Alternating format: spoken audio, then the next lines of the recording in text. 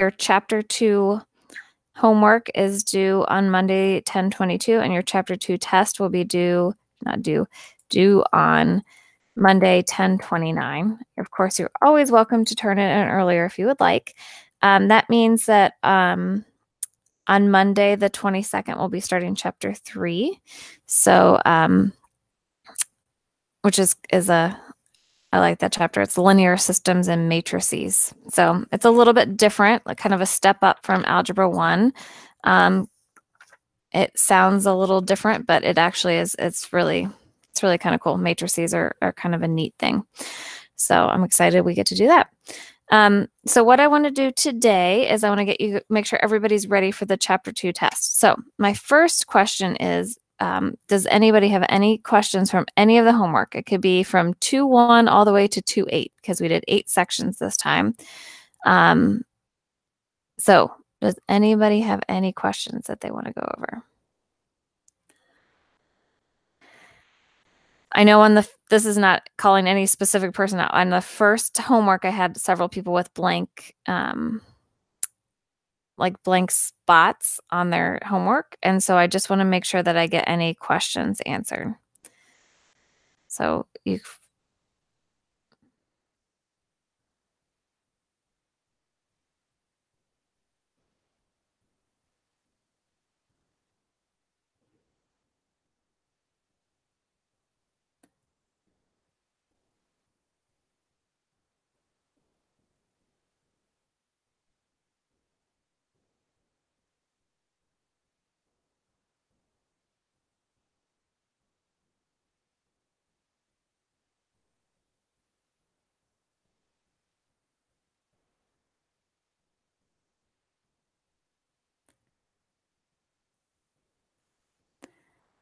Hey, Noah.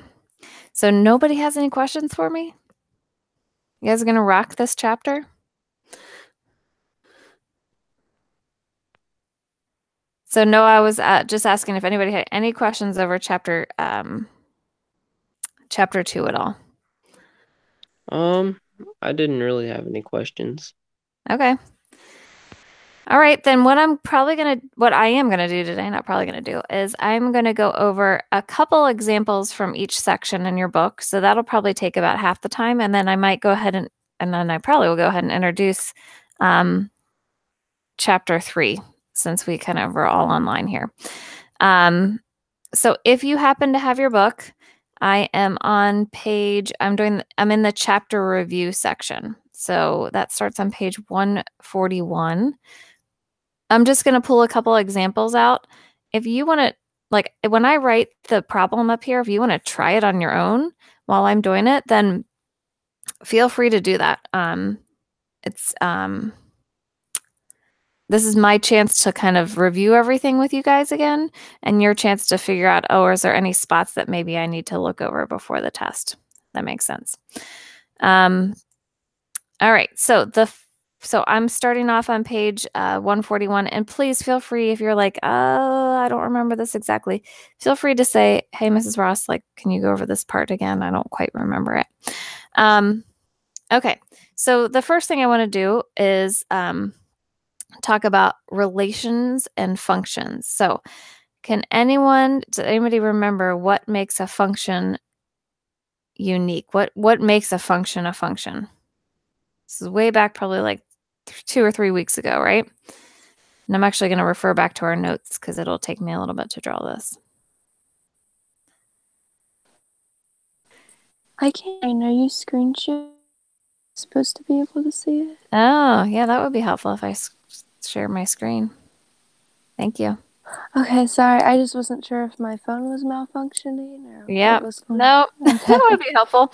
You didn't want a blank screen. That happens. There we go. So this is back from your notes.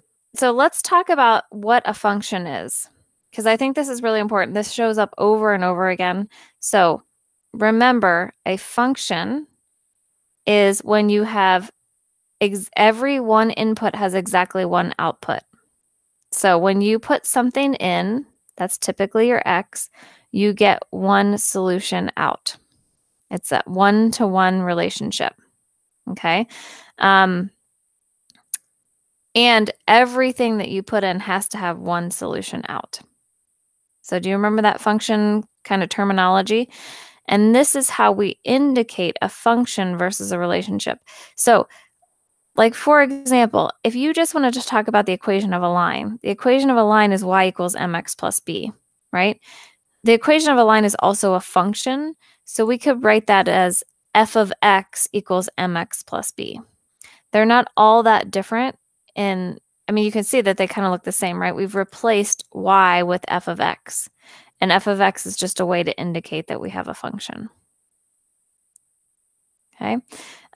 When you have a function, remember, the function, in order to be a function, it has to pass the vertical line test, right? And what that means is for every x, there only needs to be one y or one f of x. So this picture is not a function, right? If I have something like,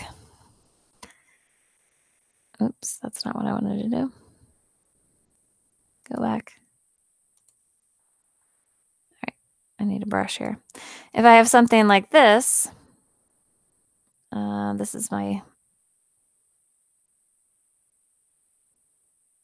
right? If I have something like that, that is a function because any x that I have only has one y, right? That's the vertical line test. It tells me that there is a function. Okay. Can anyone tell me, you can either say it or put it in the chat, what does the domain represent and what does the range represent? What I mean by that is the domain the x's or the y's? So is domain the x's or the y's of our function? The x's? Yep. Otto got it in there too, right? Domain is your x's. That's what you put in.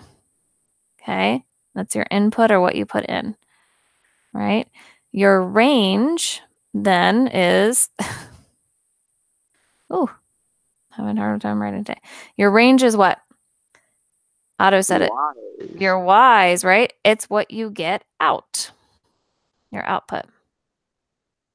Okay, so for every one x that you put in, you get exactly one y out.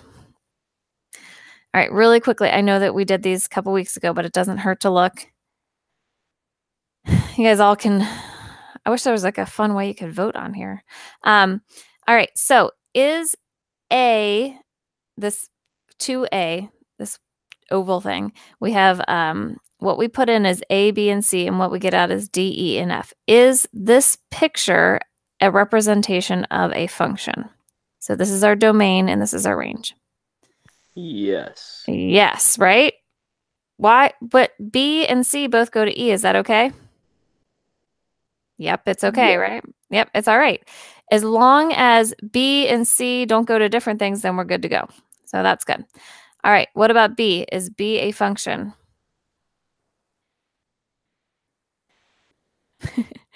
B is not a function, right? Nope. What kicks it out of being a function? What part of it? A goes to two things. A goes to two things. Very good. You guys got it. All right. Let's skip here. What about D? D looks like they're just like, what's going on here, right? Is D a function? Nope. Right? Because A goes to P and R and B goes to P and R. Who knows what's going on here? It's crazy. All right. Tricky one is C. This is the one I told you guys I messed up on when my first year teaching, right? Is C a function?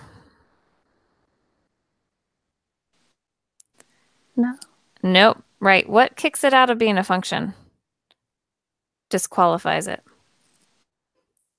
Because B thing. Uh-huh. Yep. B doesn't go to anything. So it doesn't have a one-to-one. It's just like all by itself. All by itself.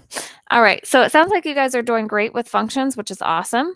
All right. So now we're going to go on to section 2.2, which is find the slope and rate of change. Okay. So just a reminder that rate of change is a fancy way of saying slope. So if I wanted you to tell me how many miles per hour something is going, or how many dollars per hour that you make, those are rates of change, but those could also be represented as slope on your graph. Okay, so let me give you 2 points and see if you can find the slope. Okay, so I will tell you. This is number 9 on page 142 if you like to look in the book. It's not part of your homework, it's just I'm just pulling the examples from here. So you have a point at -2, -1, and you have a point at 4, 3, and I'd like for you to tell me what the slope is. So I'm going to calculate it offline here. You guys try it. Tell me when you got it.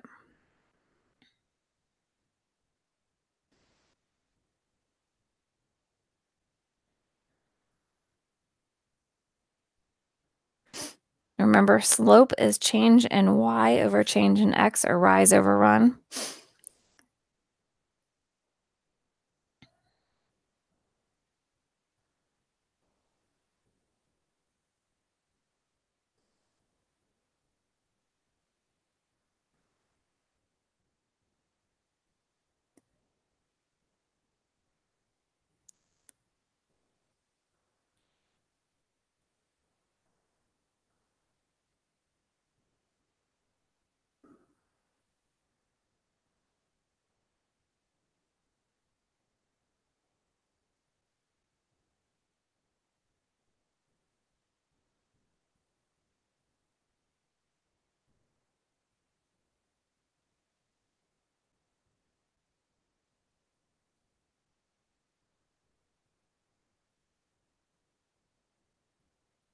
Okay, so hopefully you guys have it by now, but if you don't, I'll go ahead and show up here. Does anyone want to share what they got? Do they feel confident?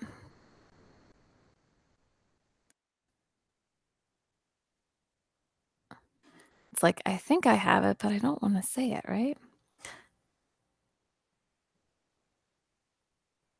Okay, so it's your change in y over your change in x. So this would be 3 minus -1 over 4 minus a -2.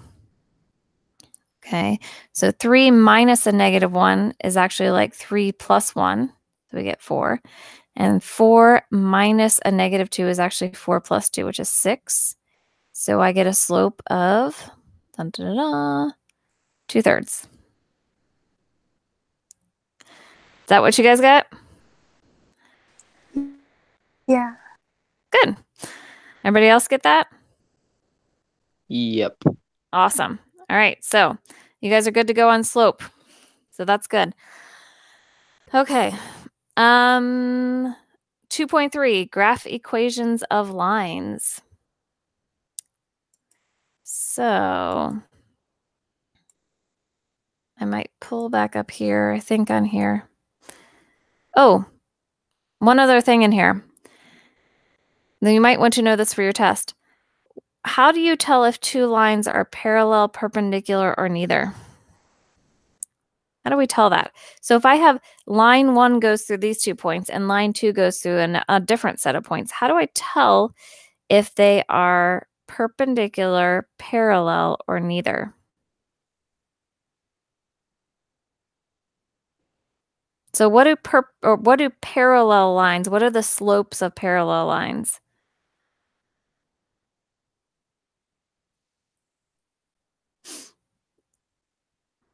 The slopes of parallel lines are always, or someone gonna say something, sorry. They're always equal to each other, right? They have the same slope. So if I find the slope of line 1 and it equals the slope of line 2, then I can say that they are parallel, right? If I find the slope of line 1 and the slope of line 2 and they don't match up at all, then they're neither. What about perpendicular? That's the tricky one.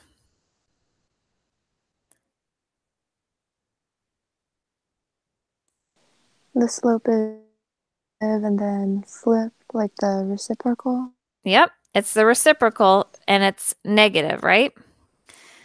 So if, and I'm totally making up numbers here, so this is not the right answer.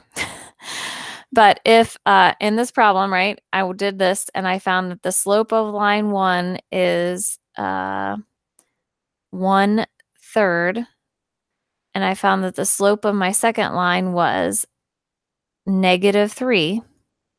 If I multiply 1/3 times -3, I get -1.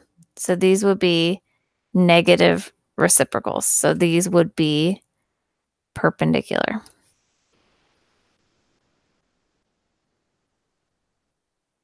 Okay. So yeah, that might be good to know for your test, FYI. Something like that. Okay. Graph equations of lines. So this is we did a lot of this. I think you guys felt pretty confident with this. But just to kind of wrap it all together, if I wanted you to graph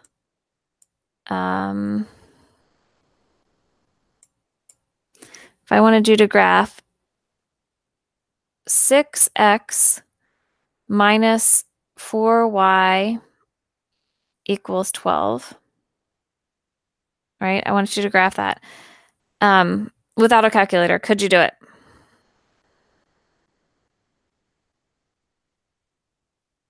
So think in your head, could I graph that with my calculator? How would I do that?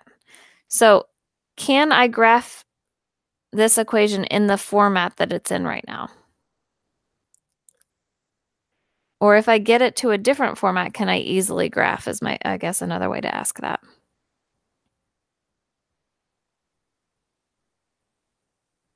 Yeah. Yep. What is that format, Olivia?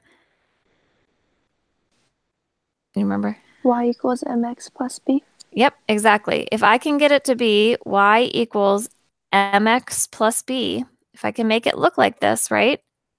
Then I know whatever is before my x is the slope, and whatever is getting added or subtracted at the end is my y-intercept. Right? So I might have to do a little work here, right? I have to subtract 6x from both sides, and this is kind of the most complicated case, right? So I get -4y equals -6x plus 12. I get to use my magic paper that keeps going. All right, then I'm going to divide everything by -4. So make sure you divide all of the terms by -4, not just the first one, right? And I end up with y equals, so -6 divided by -4 is +3/2 x, and then it's -3. Then if I'm going to go graph this, my y-intercept is at -3, which is right here. I'm going to attempt to draw this on my graph. Right here, right? And my slope is 3/2. So I rise 3, 1, 2, 3, and I run +2, 1, 2. Right? Rise 3, run 2. And then I attempt to connect the dots, right? Something like that would be my line. Okay. That sound good? Pretty good with that?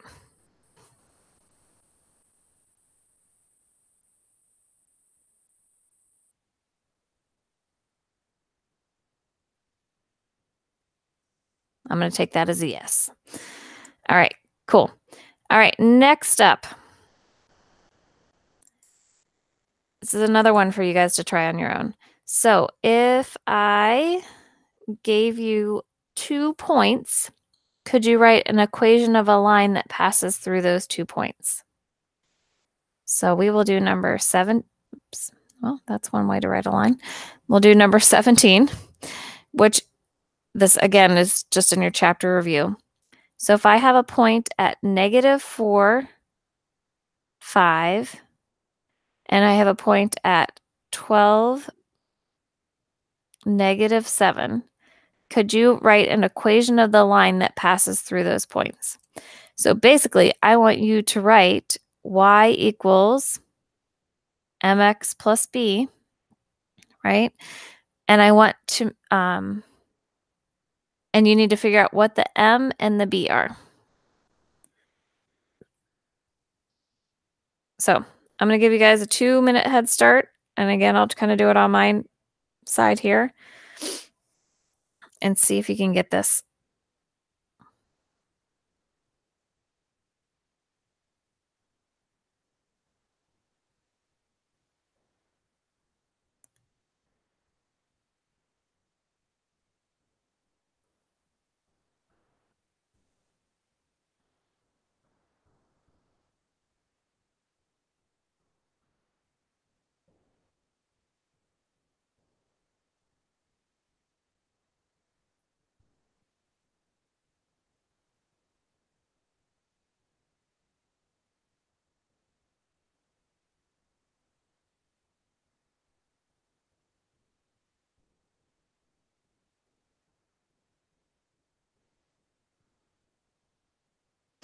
Okay, I'm going to go ahead and start working, but you guys keep working if you're not done yet.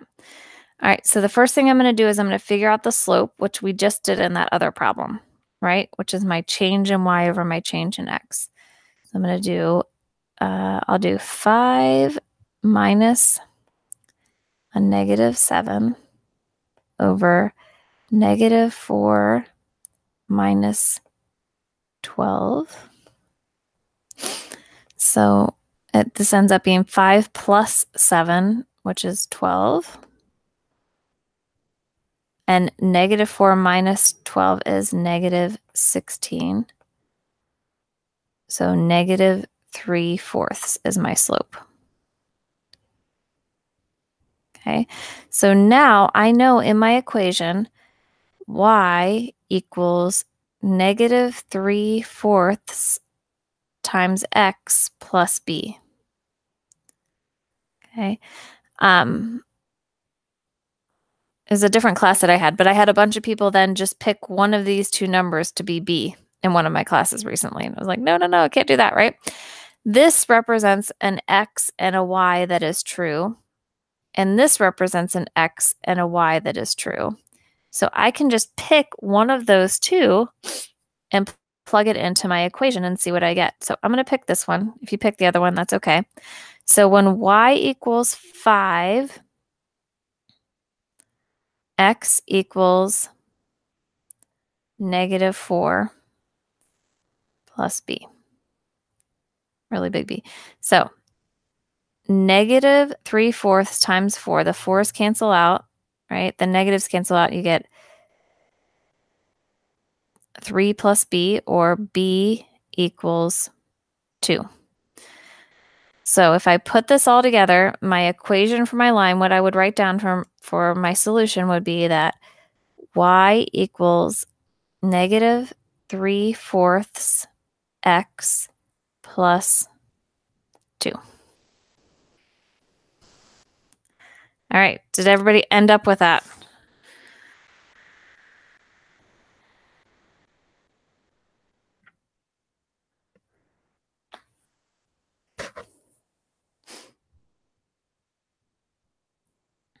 Yeah. All right, Olivia's got it.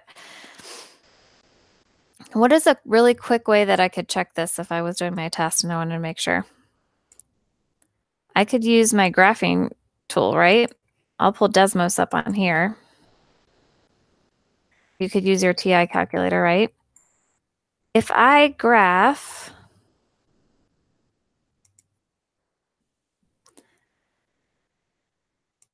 where are we at? If I graph y equals -3/4 times x plus 2, and you could do this on your TI, right? You would just go into y equals and you would type -3/4 times x plus 2. So you get a graph, right? I know that I need to have a point at x equals 12, y equals -7. So on Desmos, I just scroll. On your TI calculator, you would use trace. There's a button called trace, and it actually traces along your line. So when x equals 12, y equals, here we go. X equals 12, y equals -7. So I've got one of my points on there. My other point was when x equals -4, y equals 5. So when x equals -4, y equals positive 5.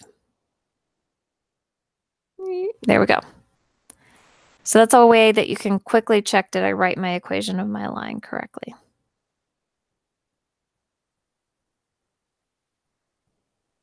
Okay. Everybody feel good with that?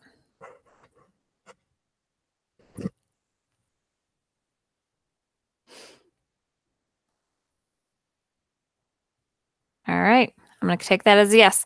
Anybody, anytime you're like, can I see another example? Just let me know. Okay, really quickly, the last few sections I'm going to go through quickly because they're just kind of interesting. So remember, direct variation is when you have y equals mx plus b, but you drop the b. So there's no y-intercept, it's right at 0. So they vary directly with each other. So y equals some constant, your book calls it a, here this is k, some constant times x. And once you figure out what that constant is, you can basically plug in and figure out what the other variable is. I think everybody felt pretty confident with that. All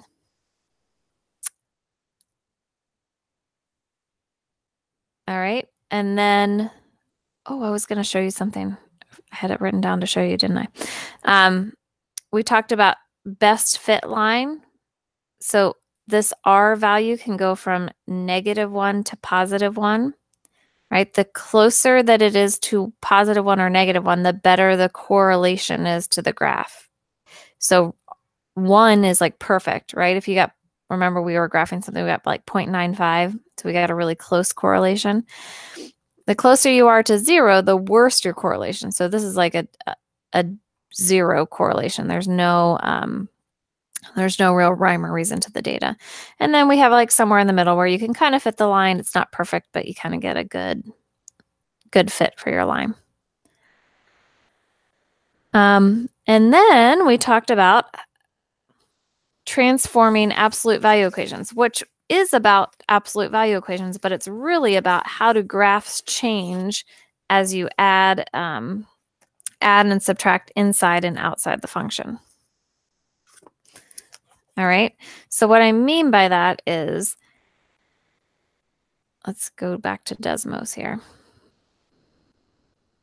No, I don't need to open a new window, sorry. All right, so let's go back to Desmos. I wish I could kind of, here we go.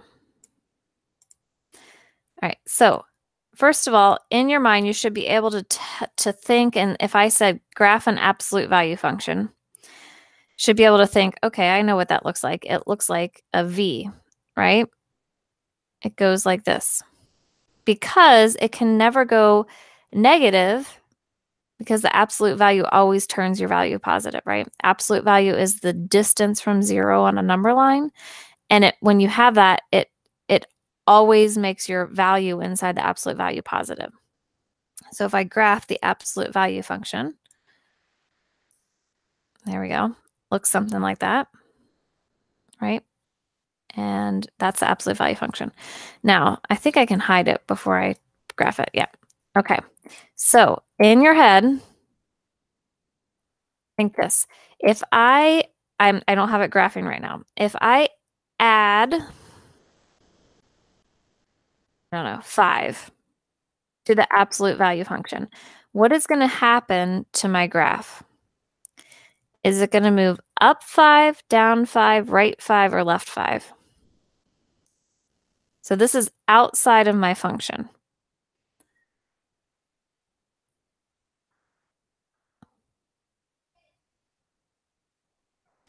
Up 5. Up 5. Olivia says up 5. Oh, Anton says up 5. And so does Otto. I think you guys are right. So voila, it's going to move up 5, right? Outside the function, it's going to move up 5. If I did the same thing and I made it negative, right? Then it's going to move down 5. So that's the one that like kind of makes sense in our head, right? When you add and subtract outside the function. So the one that gets a little tricky is if inside my function I subtract 3, right? What's going to happen? Now inside my function I subtract 3. subtract 3. So what's going to happen to my red absolute value function is going to go, there you go. Otto's like, it's going to go to the right 3 and up 5 if I had that added on the end before, like I did, right, Otto? So inside my function, when you subtract, it actually moves to the right, right? And when you add, it moves to the left. And you get a cool pattern, so, that's kind of cool. So yeah, that's kind of what we got going on there. The other thing that we have is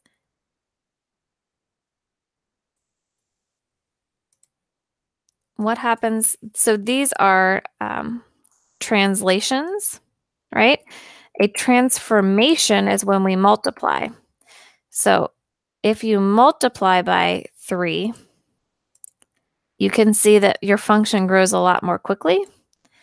Whereas if you multiply by 1/3, if I can get that plugged in right, then your function has a much smaller slope. So I think everybody felt pretty comfortable with that. You guys all seem to get that. The last section is graphing linear inequalities in 2 variables. So that sounds really complicated, but basically the last section is if I have a linear inequality. Oh yeah, thank you, Otto. If I multiply by a negative, it goes upside down. Thank you. I always forget that one.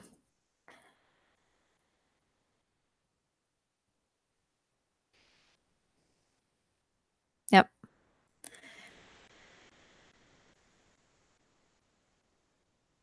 Cool. So, last section is inequalities. So remember, these are just like what we worked on before, and we still have the same rules. So I think everybody did well on this on the first test, right?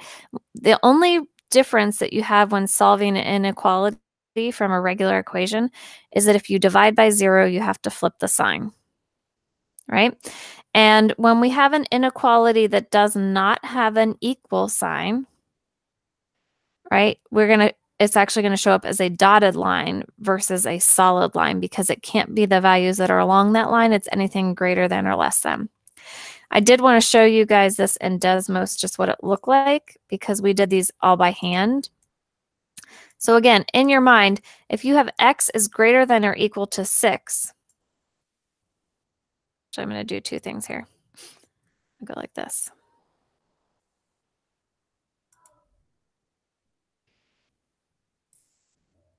Okay. If I have x is greater than or equal to 6, this should be pretty easy to graph. You shouldn't even need to use Desmos for something like this, right? Because x can be 6 if you can draw a straight line. There we go.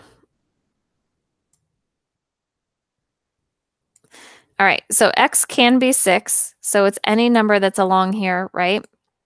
And then on top of that, it's any value out here. This is when your awesome shading comes into play, right?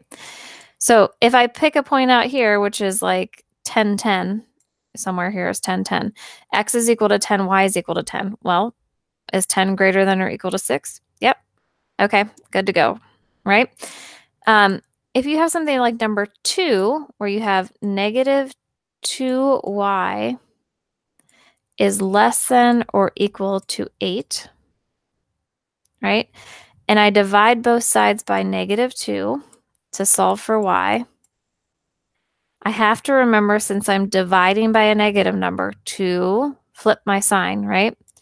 So I get y is greater than or equal to negative 4.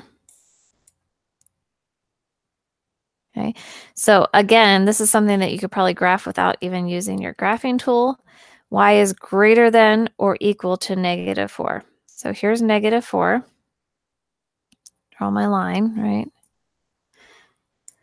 Y is greater than or equal to that. So then I need to fill in everything that's on this side of the equation. right, so let me just show you. I know we did these examples in class, so let me just show you what that looks like on Desmos. So if I put in y is greater than or equal to -4, then Desmos actually does a pretty nice job of kind of graphing that inequality. Okay. All right. Then you can get to something a little bit more fancy, like a line, right? So if I graph my line, 2x plus 5y is less than -10. Okay, so this is where your TI is not quite as advanced as Desmos. Desmos does a better job of this. But in the next section, in the next chapter, your TI is way better than Desmos. So, you know, they each have their pros and cons. In chapter 3, TI is better. So if I graph my line, you can see that because I don't have an equal sign here, you get the dotted line, right? And you could tell your shading. If you don't have a nice tool like Desmos that can tell your shading, like you're taking SAT or ACT, you can always plug in, like say you just had to graph it as an equal sign and then decide which side to shade in. You can always plug in 0, 0 and see if that's true or not. So remember this was this, right? So if I put in 0 times 2 plus 5 times 0, so is 0 less than -10? Nope, right? So that means this side is not shaded, that this side down here is my shaded side.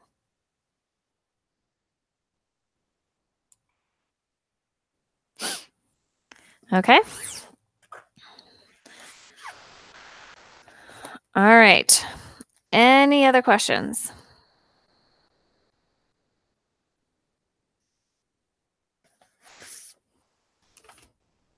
You guys feel prepared?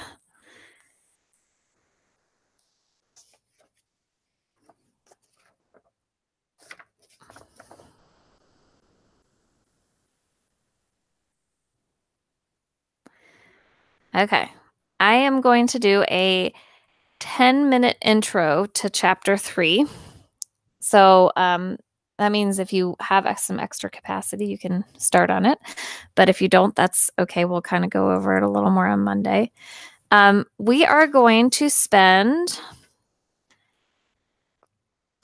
I'm just looking, I'm counting the number of sections.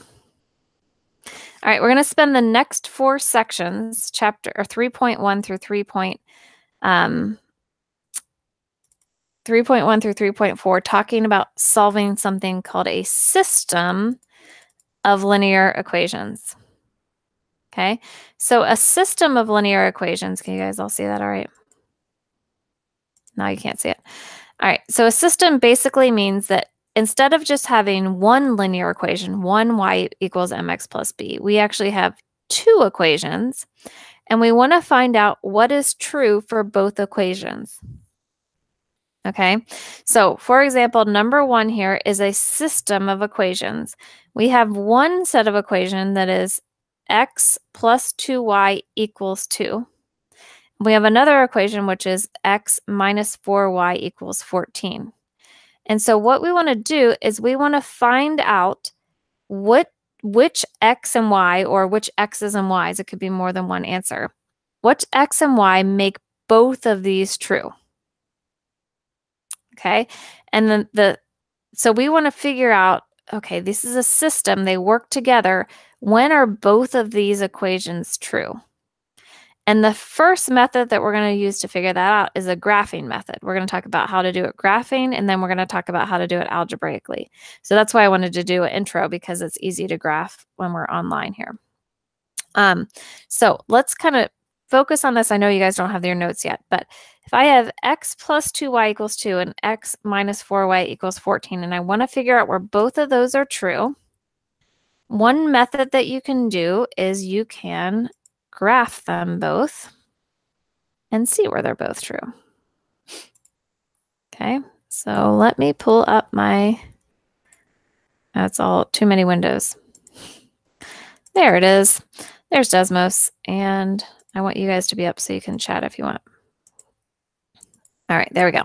So when you graph a system of equations, you're going to put both equations in. So my first equation was x plus 2y equals 2. Okay. So Desmos graphed it. If you had your TI calculator, you would need to plug this in as y equals. So you'd have to solve your equation. So this would actually be y equals 1/2 x. No, I lied. Negative 1/2 x plus 1. There we go. So if you wanted to put it in your TI, that's how you would graph it. All right. So either of these equations represents all of the answers to this equation. Do you guys know that? Like any one of these points on this line is an answer to this equation. So I could put in x equals 0, y equals 1. If x equals 0 and y equals 1, then the equation is true, right? I can put in x equals 2, y equals 0. So 2 plus 0 equals 2. That works. I could also put in when x equals 19.9, y equals negative 8.95, and I should get that that equals 2, right? Every single point along this line is a solution to x plus 2y equals 2, right? They're all solutions to it, right? But what I'm doing is I have this equation that's shown up as a black line, and then I have a second equation, which is x minus 4y equals 14.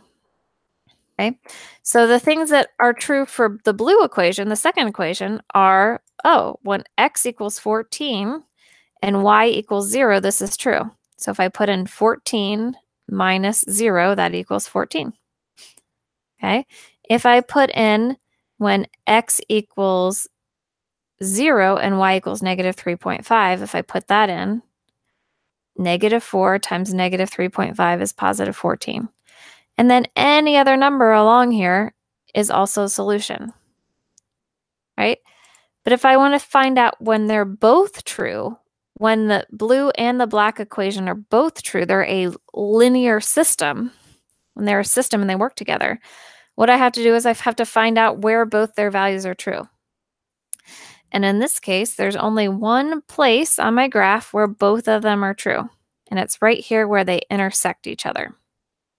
Okay, so if I put in x equals 6 and y equals negative 2 to either equation, they are both true when x equals 6 and y equals 2. So 6 plus 2 times negative 2, so 6 plus negative 4 is 2, right? 6 minus 4 times negative 2, so that's basically 6 plus 8 equals 14. So it's kind of cool, right? If we have this system of equations and I want to know what x and y is true for both equations, I can graph them and find out where they're both equal to each other. All right, so that's a pretty cool method. I would say that if you can on Monday, if you have a calculator or app or whatever, bring that because we'll do a little bit more graphing. You'll definitely need it for your homework when you do 3.1 homework because you're going to be solving and graphing. So yeah, if you have it, bring it on Monday. If you don't, it's okay. We'll make it work. I have calculators that we can use and stuff. So, but I just wanted to give an intro to that since we have a graphing tool up and we have a little bit of time. So, all right. Any questions?